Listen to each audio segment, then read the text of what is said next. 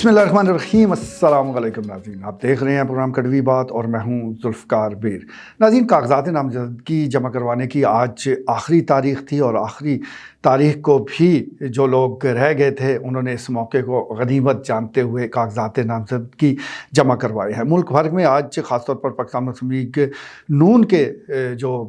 مرکزی رہنما ہیں اور دیگر حلقوں میں جو امیدوار ہیں انہوں نے آخری دن سے فائدہ اٹھایا۔ 2 دن کی الیکشن کمیشن آف پاکستان کی طرف سے توسیع بھی کی گئی تھی۔ جہاں تک حلقہ NA58 کا تعلق ہے تو یہاں پر ابھی بھی گھمسان کا رن پڑا ہوا ہے۔ اگر آپ دیکھیں کہ اسی نشست پر کس کس نے کاغذات نامزدگی جمع کروائی ہے تو حیرت ہوتی ہے کہ ایک طرف تو کہا جاتا ہے کہ بس اصولی فیصلہ کر لیا گیا ہے، فلاں کو گرین سگنل دے دیا گیا ہے، لیکن گرین سگنل ہونے کے باوجود اگر پارٹی کے رہنما خود ہی کاغذات نامزدگی جمع کروا رہے ہیں تو اس کا مطلب بڑا واضح ہے کہ ابھی حتمی کوئی فیصلہ نہیں ہوا۔ تو یہاں NA58 پر مسلم لیگ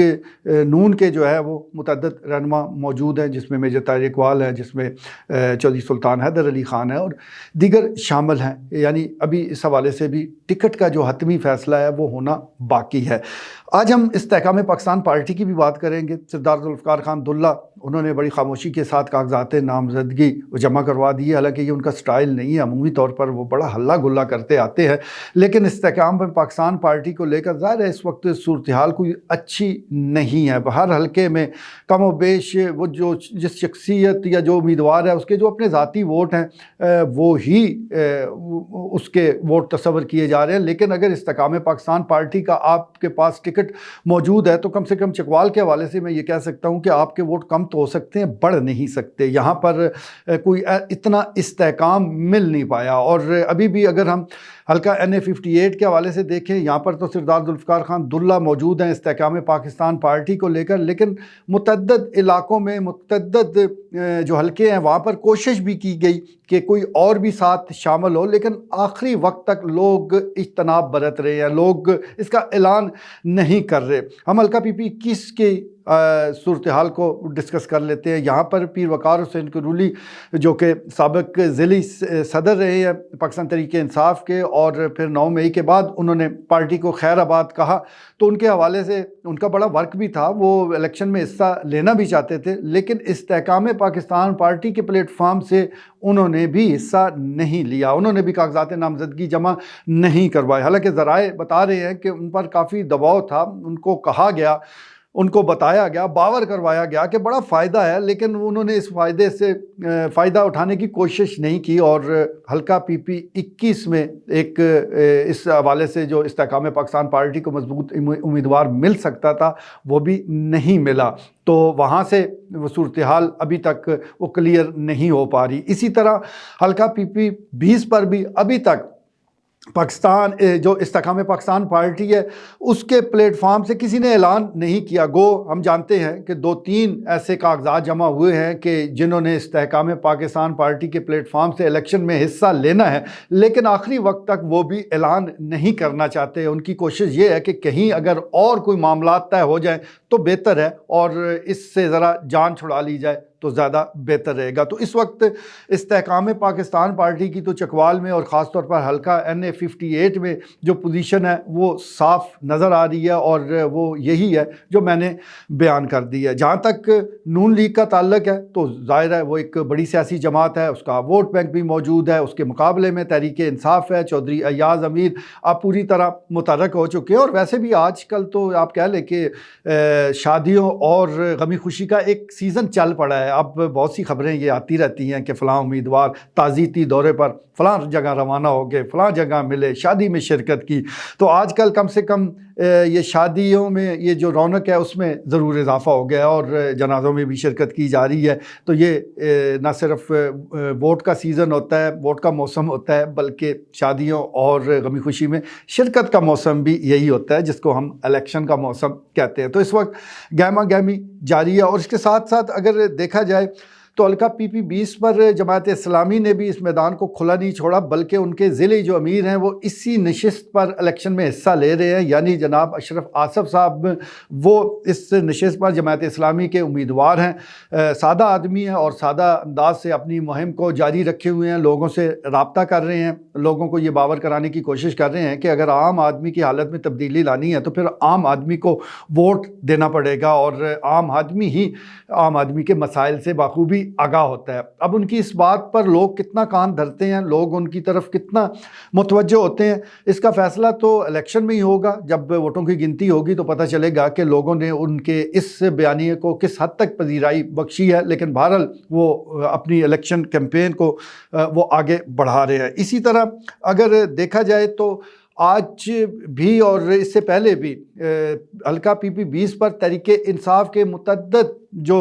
امیدوار ہیں وہ سامنے آئے ہیں، اور اس میں ایک چیز سامنے آ رہی ہے کہ متعدد جو وکلاء ہیں وہ تحریک انصاف کا ٹکٹ حاصل کرنے کے لیے خواہش مند ہے۔ گزشتہ روز ہی پاکستان تحریک انصاف کے درینہ جو رہنما ہیں شاہد اقبال ایڈوکیٹ، انہوں نے بھی حلقہ PP-20 پر اپنے کاغذات نامزدگی جمع کروا دی ہیں۔ اس سے پہلے نیّر عباس ایڈوکیٹ وہ بھی حلقہ PP-20 پر امیدوار ہیں، جبکہ طلعت محمود وہ بھی حلقہ PP-20 پر ٹکٹ حاصل کرنے کے خواہش مند ہیں، وہ بھی وکیل ہیں اور جنرل سیکرٹری بھی ہیں پاکستان تحریک انصاف ضلع چکوال کے۔ اسی طرح امیر بٹ ایڈوکیٹ وہ حلقہ PP-21 میں، دیگر اور وکلاء برادری کی کافی تعداد موجود ہے، نہ صرف حلقہ NA-58 بلکہ 59 میں بھی، اور ملک کے بہت سے حصوں میں وکلاء اس وقت فرنٹ لائن پر ہے۔ اس کے ساتھ ساتھ علی ناصر بھٹی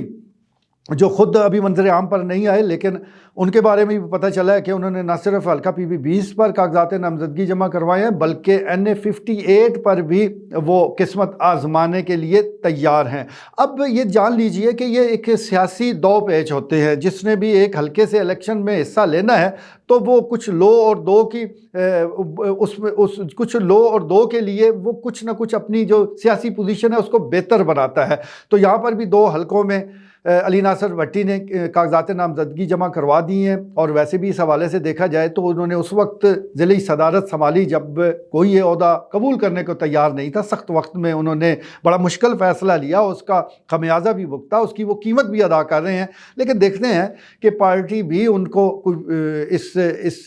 یہ جو ایک ان کی خدمات ہیں، یہ جو ان کا امتحان ہے جس سے وہ گزر رہے ہیں، اس کی کیا قیمت مقرر کرتی ہے، یہ تو بہرحال پارٹی کے رویے پر ہے۔ اسی طرح چودھری ضمیر احمد خان جو کہ سابق ناظم بھی ہے ہرچار ڈھاب یونین کونسل سے، اور انہوں نے بھی حلقہ PP-20 پر کاغذات نامزدگی جمع کروا دی ہے۔ ان کا تعلق میجر گروپ سے ہے، اس کا مطلب یہ ہے کہ میجر گروپ کے ساتھ جڑے لوگ بھی جانتے ہیں کہ کس طرح سیاسی دو پیچ وہ کھیلنے ہیں، اور کس طرح مخالف کو، یعنی جماعت میں موجود جو سیاسی مخالف ہے اور جس کو آپ نے زیر کرنا ہے، اس کے ساتھ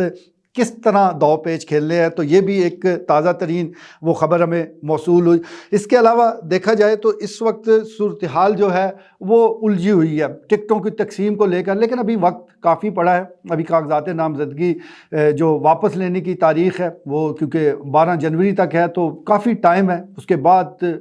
حتمی فہرست جاری ہونی ہے، پھر نشانات الاٹ ہوں گے، تو پھر یہ معاملات آگے بڑھیں گے۔ تو مشاورت کے لیے تمام لوگوں کے پاس وقت موجود ہے۔ دیکھتے ہیں کہ کچھ لو اور دو کی بنیاد پر جو